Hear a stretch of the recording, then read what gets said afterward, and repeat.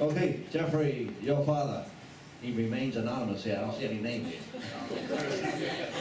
Yeah, he's still anonymous. And mom here? Right Where are you, here. mom? Hello, mom. How are you?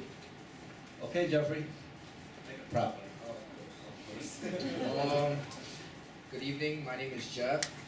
I'd like to thank the special guest, Miss Weaver, Mr. Regan, Mr. Kugler, and Mr. Yi. All right. So I myself, like some of the previous speakers, I don't have too much experience with law enforcement. So instead, I'd rather address certain issues I feel very strongly about and that I feel like I'm going to have to deal with in the future, and that is privacy and immigration. So in this day and age, with the constant usage of technology, privacy has become an issue that many people have different stances on, while immigration remains an issue that has existed in this nation for the past century. While the issue on privacy is more of a concern around my own life, my stance on immigration can impact those around me. Despite the differences in these issues, I feel that my stance on either issue is equally as important. So, what inspired me to pick immigration as an issue? Well, I chose immigration because I felt that it would be easier for me and less research because I'm learning about it in school, and I felt that it would be very important. And I also felt that it would be important to discuss such a controversial issue because it would show that I'm not constantly asleep during school, and it shows that I'm actually paying attention. To be honest, before I ever looked into immigration, I thought it was a waste of time. I thought it was an issue. I thought it was a fuss that didn't really deserve chaos. I thought that immigration was just simply coming from one nation to another. But after I did my research, I realized that immigration is something more than that. So in school, during American literature class, I've been focusing on two books in particular, which are The Tortilla Curtain and Ragtime. Both books are social commentaries that focus on immigration in early America, and have truly changed my opinion on immigration both legally and illegally, despite only addressing the illegal side of immigration. In The Tortilla Curtain, the author uses racism to cast illegal immigrants in a more positive light, while in Ragtime, the author uses the differences in social classes between an immigrant family and a well-off American family to show how difficult the lives of immigrants are. The purpose of a social commentary is to convince the reader of taking a stance to the use of a narrative, and after being able to see what immigrants have to go through, a compassion for immigrants grew.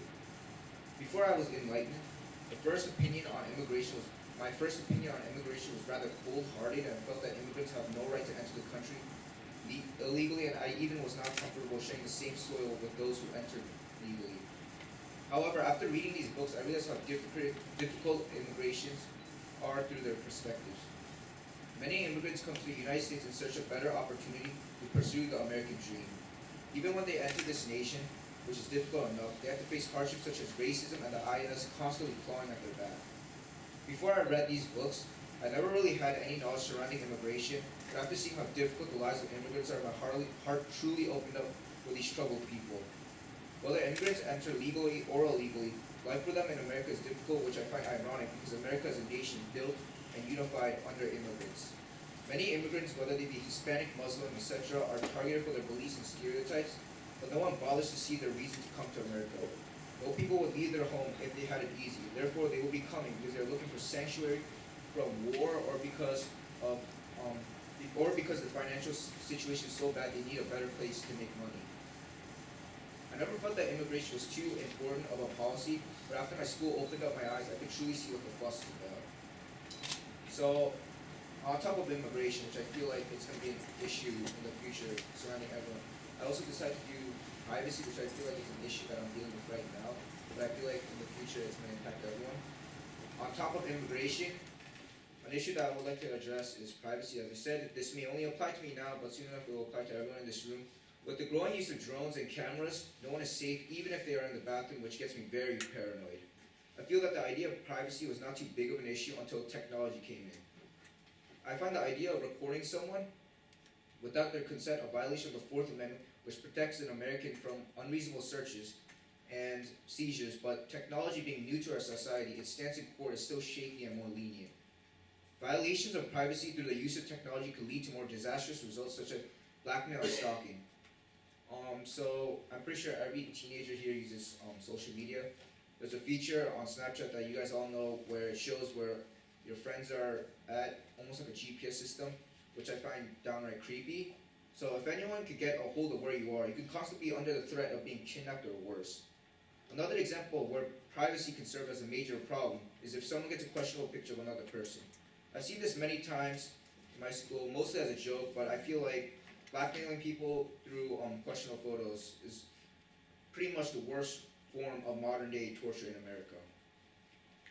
The two topics that I addressed tonight are my stances on immigration and privacy. My opinion on immigration grew positive as I began to understand what it truly means to be an immigrant, but my perspective on privacy grew negative. I feel that America today is working backwards as its hate for American immigrants grow and technology improves without people worrying about the consequences of privacy. However, that's not America's fault. It's my fault for not taking a stance, but through this program, through this speech tonight, was I able to have my voice heard.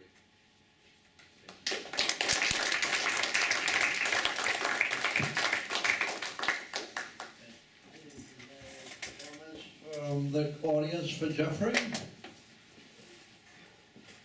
Another flawless presentation, Jeffrey. Congratulations.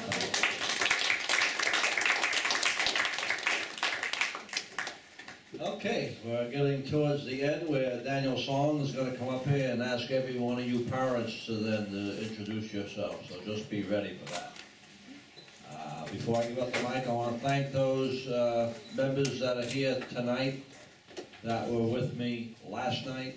Appreciate for your support and your friendship during the time that we're not only here tonight, but the many times that we've been together over the course of our internship program.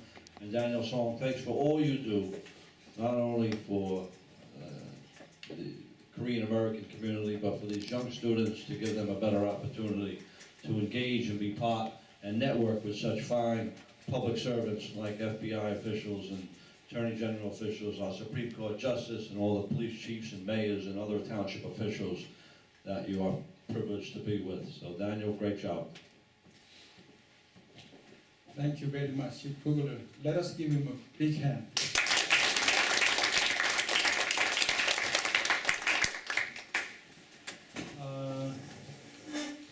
Anybody have any question for President student? 우리 엄마, 어머니 한번 질문 한번 감사의 말씀 한번 느낌.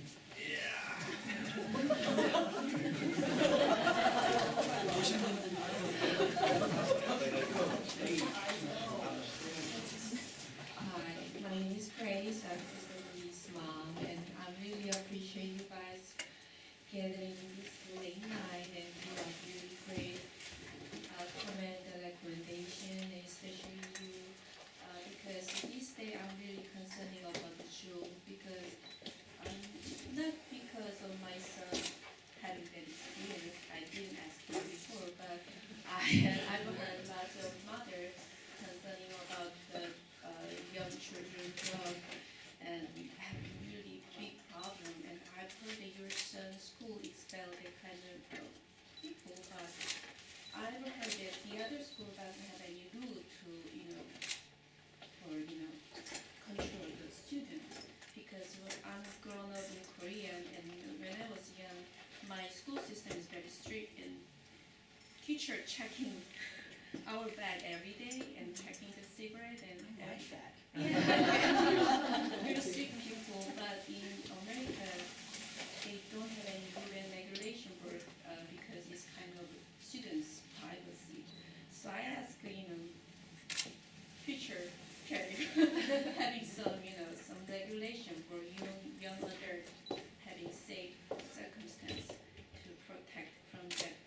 They can experience that kind of drug later, but I just want the youth can be pure until in high school, and even though they gonna be grown up someday, but I just want to they be young and pure, and I want to protect them as we can possible.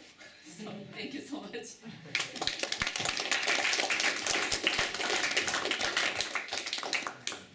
Thank you.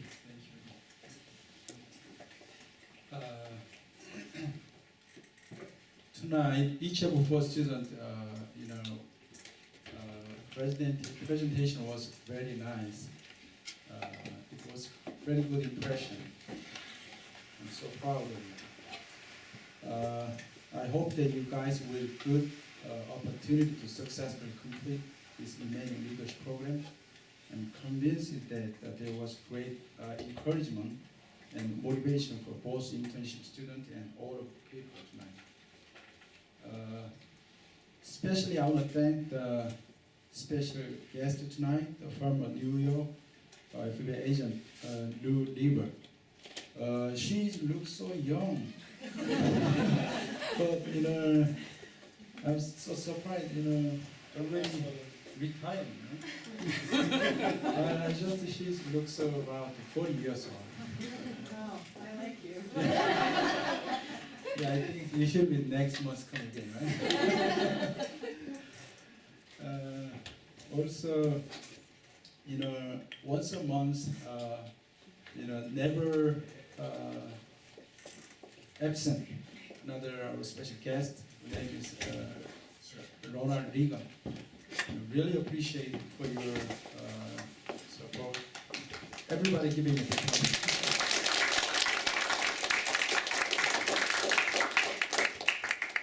I just have a favor to ask everyone. I love coffee. Would everyone buy me a cup of coffee tomorrow? Dunkin' Donuts, I want the $2 cup. But instead of actually going to buy it, it's the first time in history the lottery is $1.6 billion.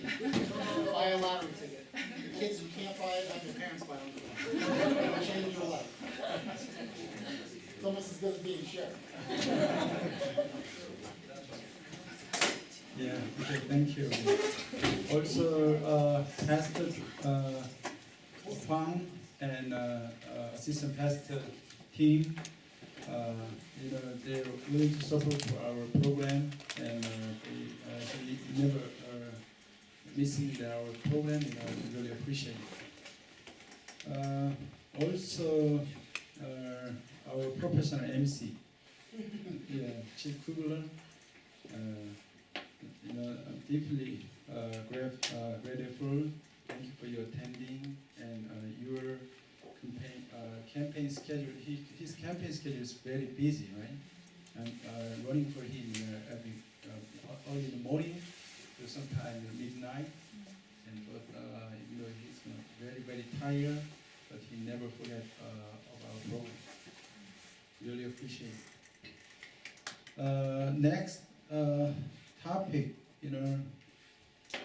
topic of next month is very interesting, and special guest Ron Reagan gave us a good idea, and our leadership coordinator director Doris, and will give a statement out on the topic announcement next month. Could you just come out, just come forward and just explain for them, just November topic, what is this?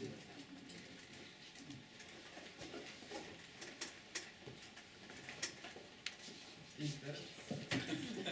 almost forgot what I wrote. Doris was just reminding me, one of the suggestions for the students is for each student to write to a